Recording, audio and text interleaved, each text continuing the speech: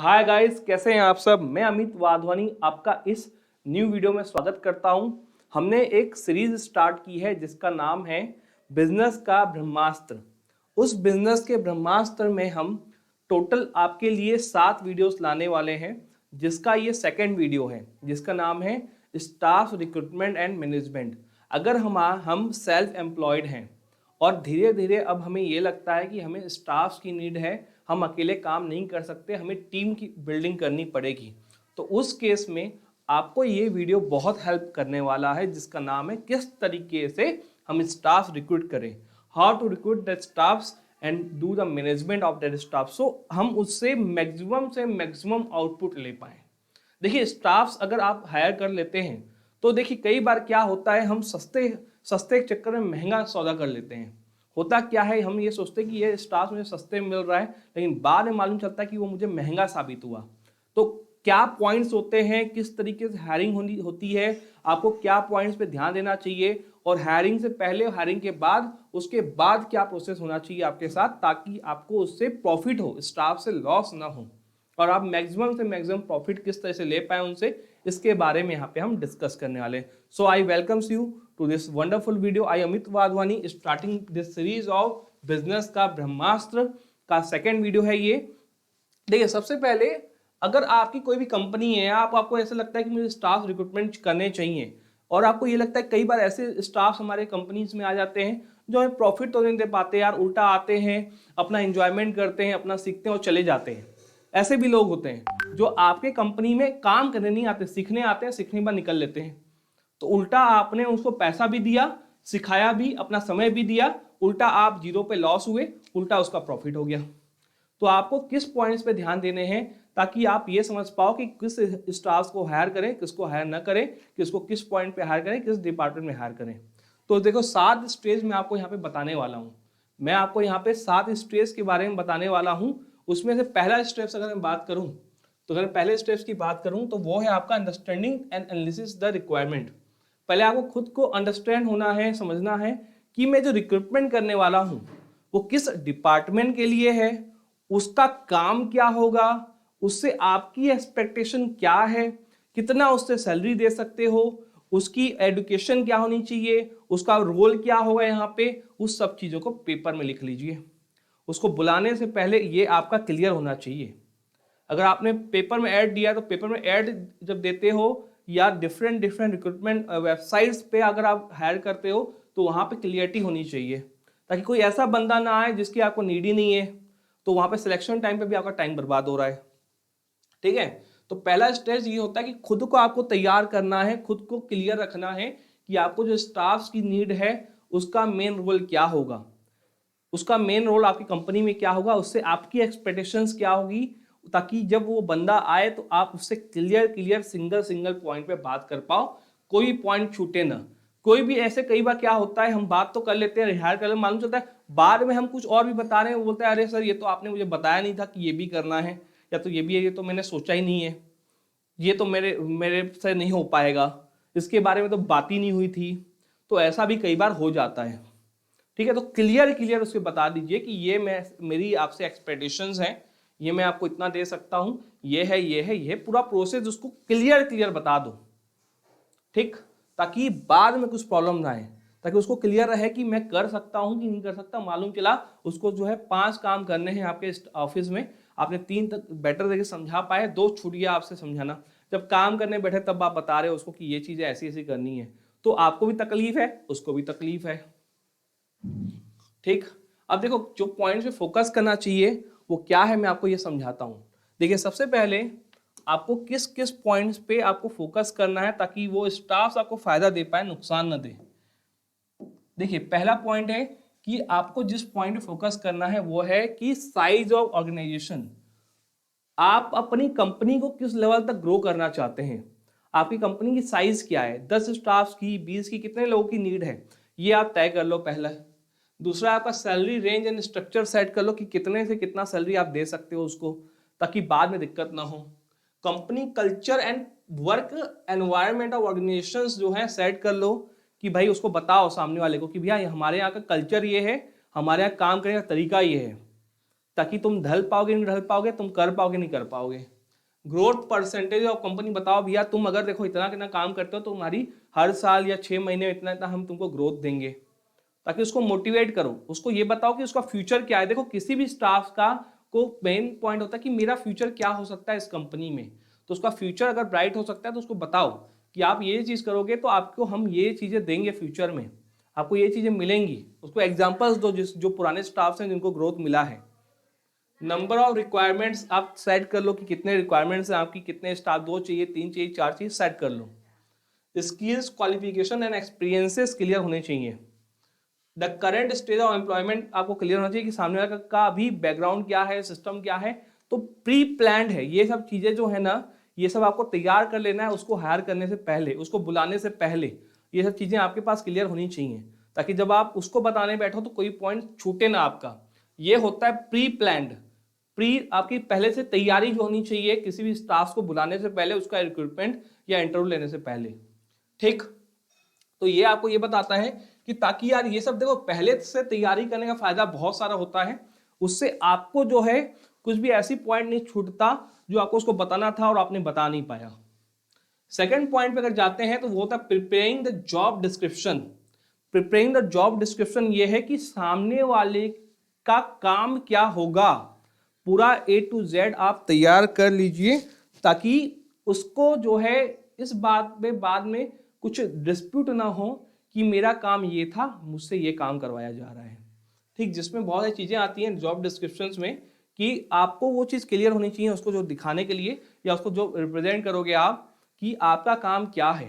देखिए ऐसा नहीं है कि कई बार क्या होता है, बहुत अच्छे अच्छे कैंडिडेट्स आते हैं जो खुद का फ्यूचर आपकी कंपनी में देखने की कोशिश करते हैं, तो वो कई बार ये होता है वो भी देखते हैं कि सर आप किस तरीके से उसको अपनी कंपनी को रिप्रेजेंट कर रहे हो। उस स्टाफ को क्या करना है जो आने वाला है, उसको खुद को रिप्रेजेंट करना है, और आपको क्या करना है, खुद की कंपनी को रिप्रेजेंट करना है, क्योंकि अल्टीमेट उसको आपकी कंपनी में काम करना है। ठीक, तो कई बार जो अच्छे अच्छे स्टाफ्स होते हैं तो वो ये चीज़ें देखते हैं कि जहाँ मैं जा रहा हूँ वहाँ का सिस्टम कैसा है, वो उसे भी आपकी कंपनी इंप्रेस हो पाए, आपकी कंपनी से वो इंप्रेस हो पाए, तभी वो आपकी कंपनी को बेटर दे पाएगा, आपकी कंपनी में आना चाहेगा। ठीक, तो कंपनसेशन हुआ, क्वालिफिकेशन हुआ, जॉब डिटेल्स क्या चाहिए आपको, परफॉर्मेंस गोल्स क्या आप देना चाहते हो, कंपनी कल्चर उसको बताओ, कंपनी का मिशन क्या है, आपकी कंपनी का मिशन क्या है, कहाँ तक जा रही है, कहाँ तक जाएगी, करियर का ग्रोथ कितना उसका होगा, कंपनी का डिटेल्स उसको बताओ, जो मतलब सीक्रेट चीजें न बताओ, जो ओपनली चीजें होती है कंपनी की वो सब चीजें बताओ। तो ये सब चीजें आप उसके साथ डिस्कस करो कि भाई आपका हमारा परफॉर्मेंस गोल्स हमको ये चाहिए, कंपनी का कल्चर देखो हमारे यहाँ पे ये है, हमारे यहाँ पे ऐसा नहीं कि भैया 5 बजे आपको कंपनी से निकलना है, 9 से 5 नहीं है भैया, काम मिलेगा आपको जो है, अगर गलती से कई बार आधा घंटा उस काम को देरी होती है, रुकना पड़ता है, आपको रुकना पड़ेगा। ऐसा नहीं कि 5 बजे और निकल गए आपको, उसको सब चीज़ समझा दो पहले से कि भैया हमारे यहाँ ऐसा कल्चर नहीं है कि भैया बीच में आपको जो है इतनी से इतनी छुट्टियाँ मिलेंगी, ये चीज़ ऐसा कल्चर नहीं है हमारे यहाँ पे। हमारे यहाँ पे ये चीज़ें होती हैं, ये चीज़ें नहीं होती हैं, ये चीज़ करनी है आपको, ये चीज़ें बिल्कुल भी नहीं करनी है हमारी कंपनी में, उसको क्लियर समझा दो पहले से। ठीक है, अब देखो चेकलिस्ट जो आपको तैयार करना है वो बहुत इंपॉर्टेंट है। परफेक्ट जॉब डिस्क्रिप्शंस के लिए आपको तैयार करना है कंपनी का नाम और डिटेल्स, टाइप ऑफ जॉब्स क्या है, नंबर ऑफ ओपन पोजीशंस कितनी है आपके पास। ये अगर आप जो है किसी भी रिक्रूटमेंट वेबसाइट्स पे या पेपर पे ऐड डालते हो तो वहाँ पे ये सब चीज़ें आपको मेंशन करनी है। लोकेशन क्या है, आपका रोल और रेस्पॉन्सिबिलिटी क्या रहेगी उस स्टाफ की जो आएगा, बेनिफिट क्या मिलेगा उसको, एडिशनल और सर्टिफिकेट्स क्या चीज़ की नीड है, तो कंप्लीट आपकी चीज़ें वो होनी चाहिए। ठीक है, source suitable candidate, point number 3, ये बहुत इंपॉर्टेंट है। After creating a complaint on all jobs it's a time to start sharing and advertising the positions. देखो आपने क्या किया, अभी पहले सेट कर लिया कि भाई मुझे ऐसे ऐसे स्टाफ चाहिए, पहले आपने डिसाइड किया बैठ के अच्छे से कि भाई मुझे ऐसा स्टाफ चाहिए, उसका काम ये करवाना चाहता हूँ, ये चाहता हूँ, ये चाहता हूँ। उसके आपने तैयार किया कि भाई उसकी जो क्वालिफिकेशंस क्या होती हैं, ये आपने तैयार किया, आपको नीड क्या है, कितनी पोजीशंस के लिए नीड है, उसका क्या होना चाहिए, सर्टिफिकेट, एजुकेशन क्या होना चाहिए, वो सब चीज़ आपने तैयार की। तैयार करने के बाद पेपर पे, अलग अलग जगहों पे, रिक्रूटमेंट सिस्टम्स पे आपने, प्लेटफॉर्म पे आपने डाल दिया। अब स्टाफ्स आपके पास आने चालू हुए। ठीक है, सोर्स सुटेबल कैंडिडेट्स। ठीक है, अब ये देखो जहां जहां पे आप जो है, जहां पे आप ऐड चला सकते हो, जहां से आपको जो है स्टाफ्स मिल सकते हैं, वो क्या है, सर्चिंग द वेब पोर्टल्स होते हैं बहुत सारे, naukri.com या कोई और .com, वहां से भी आप अपना डाल सकते हो। सोशल मीडिया रिक्रूटिंग भी होता है कि कई दफा फेसबुक पे, व्हाट्सएप पे आप अपने डाल दिया अपने ग्रुप्स में, डिफरेंट ग्रुप्स में, वहां से कोई आ गया, मान लो किसी ने बताया, ठीक। जॉब बोर्ड्स होते हैं, रेफरल्स होते हैं, रेफरल से भी आते हैं कि भाई आपने लोगों को बताया कि मुझे आपके पास कोई मान लो स्टाफ्स हैं, आपने उनसे ऐड कर दिया कि अगर आपकी पहचान में कोई अच्छा कैंडिडेट है, आपका फ्रेंड हो या कोई और है, रिलेटिव्स है जिसको जॉब की नीड है और ये सब रिक्वायरमेंट जो है वो फुलफिल कर सकता है, तो आप उसको बुला सकते हो यहाँ पे। रेफरल हुआ वो, ठीक है। एप्लीकेशन स्क्रीनिंग्स होती हैं, सिलेक्टिंग द बेस्ट टैलेंट, ठीक है, ये सब hiring and ideals employees, effective onboarding. तो ये तरीके होते हैं कि आपको किस तरीके के लोग चाहिए, ठीक, और आपको क्या उससे चीजों से मिल सकता है, ये सब चीज आपको जो है डिस्कस करना है उसके साथ, ठीक है।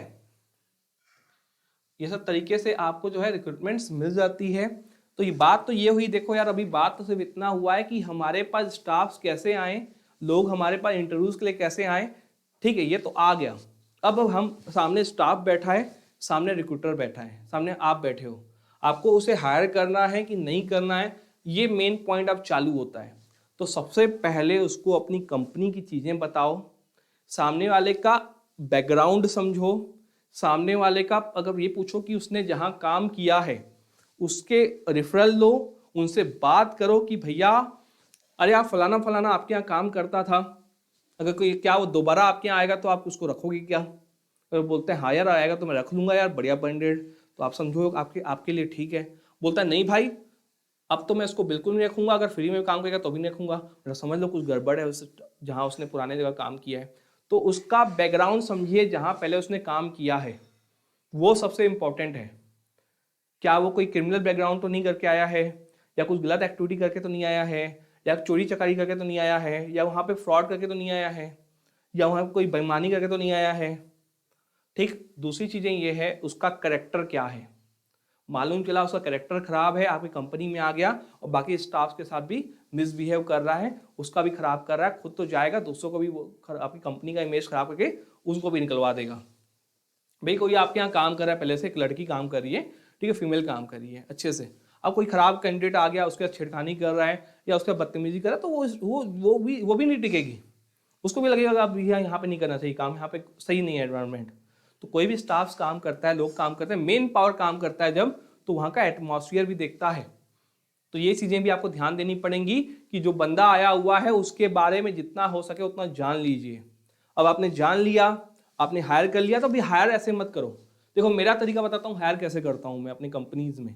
मैं उसको पहले बोलता हूँ भैया तो 3 दिन आ, पहले मैं समझ लेता हूँ कि इसको रखना चाहिए कि नहीं रखना चाहिए, मुझे लगा हाँ यार ये कर सकता है, तो मैं बोलता हूँ भैया तू 3 दिन पहले आएगा यहाँ पे, 3 दिन आने के बाद मैं तुझे काम से बताऊंगा 2 दिन कैसे बात करनी है हमारे स्टाफ से, हमारे क्लाइंट से, क्या चीजें हैं। अगर तू थोड़ा बहुत समझ पाता है 3 दिन में तो मैं तुझे 1 महीने का टाइम दूंगा, 1 महीने तक ये बेसिक सैलरी तेरी रहेगी। पहले उस 1 महीने में थोड़ा बहुत आप सही अपना काम दिखा लो। 1 महीने में अगर आपने 1 महीने में मुझे लगा कि आप हमारी कंपनी में परफेक्ट हो, फिट हो, तो मैं 1 महीने के बाद आपको जो है परमानेंट वाली चीजों पे करूंगा, पहले नहीं करूंगा।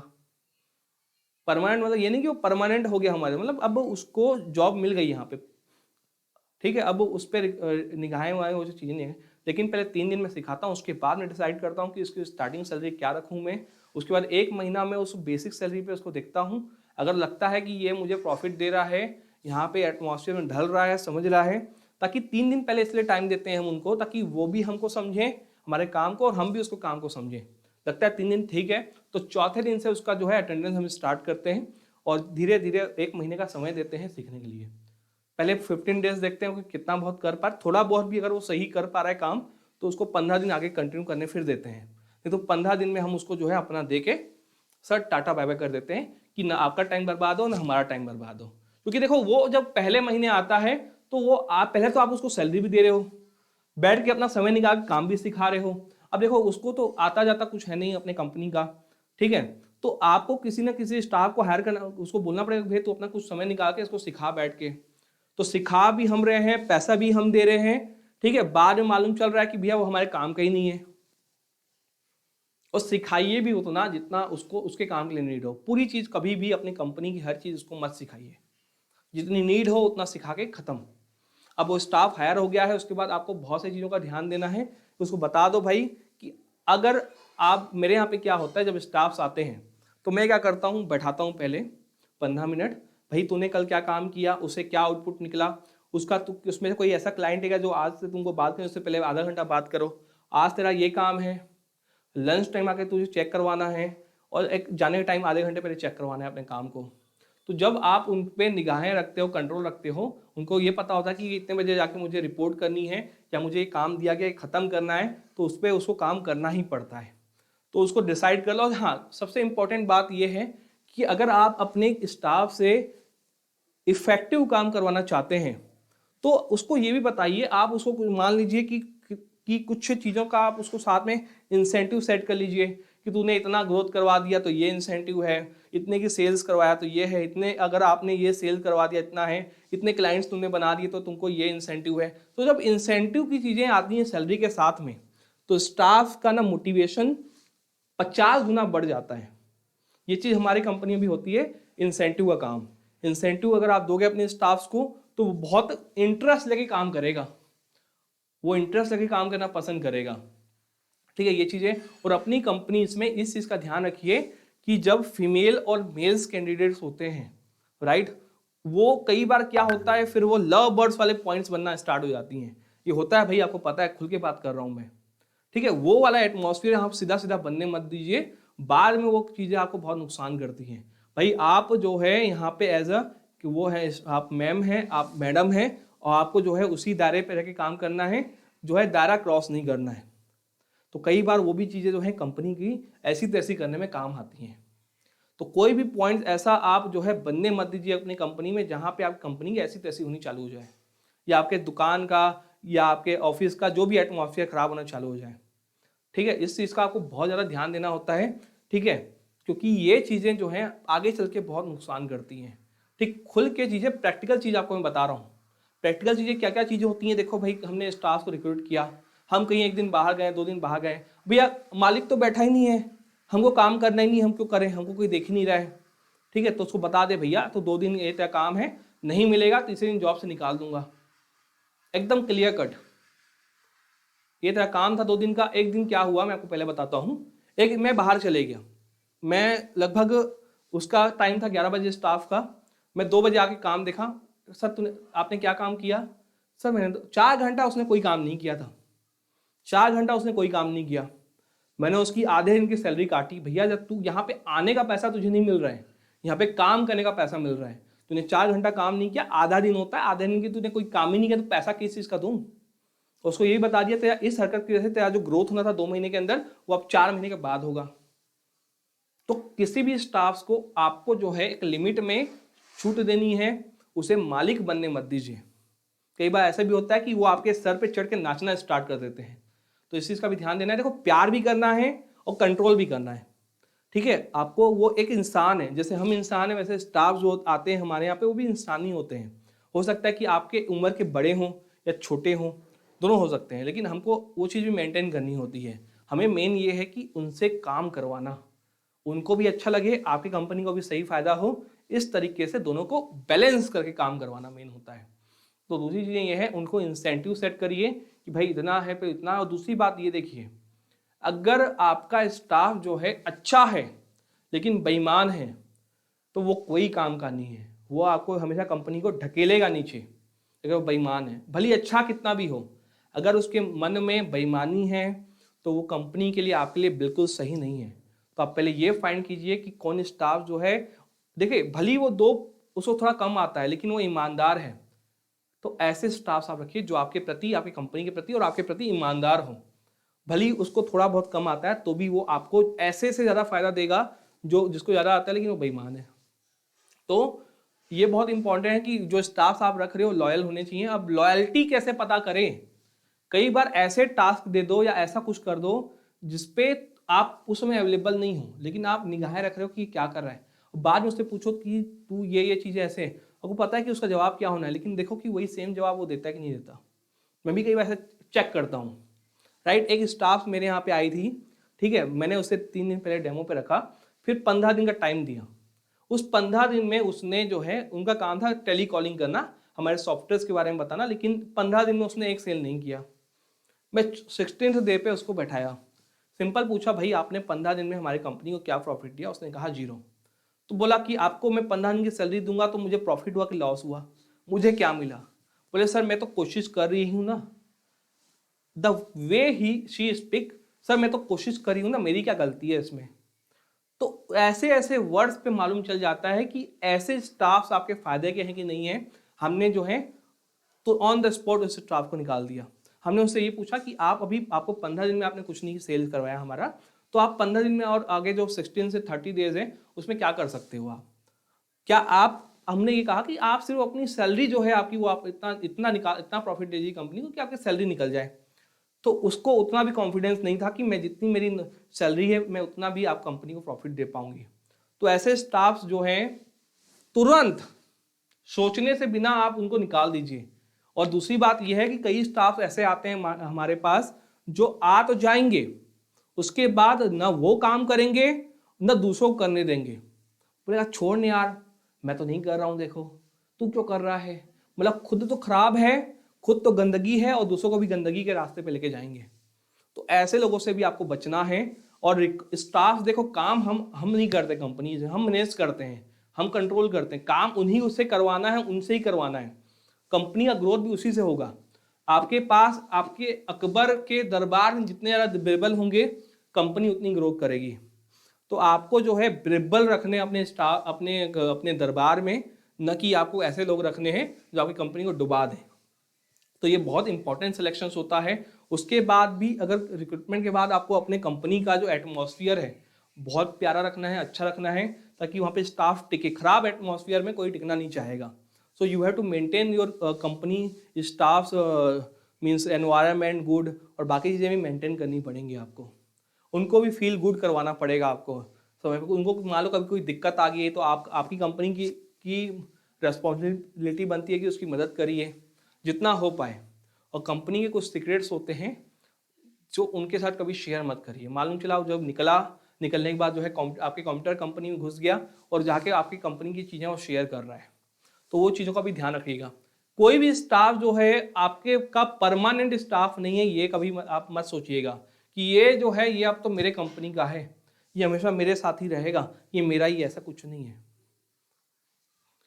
वो स्टाफ है, आपकी कंपनी में काम कर रहा है, आज है कल नहीं है, कुछ भी हो सकता है। तो कभी भी ऐसी चीज़ें उनके साथ शेयर कभी मत करिए जो आगे चल के अगर मान लो वो जाता है और बाहर डिस्क्लोज कर दिया तो आपको नुकसान पड़ने वाला है। तो ये सब चीज़ें थी आज की डेट में कि स्टाफ रिक्रूटमेंट बहुत इंपॉर्टेंट होता है, बहुत सोच समझ के करना चाहिए। और ऐसा नहीं कि भैया आपको नीड आज है, आपको नीड अब मान लो दिसंबर में स्टाफ की नीड है, आप 2 दिन पहले ऐड चला रहे हो।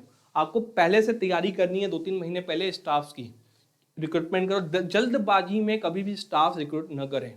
जल्दबाजी में स्टाफ जो हम रिक्रूट करते हैं वो हमें प्रॉफिटेबल नहीं दे पाते हैं।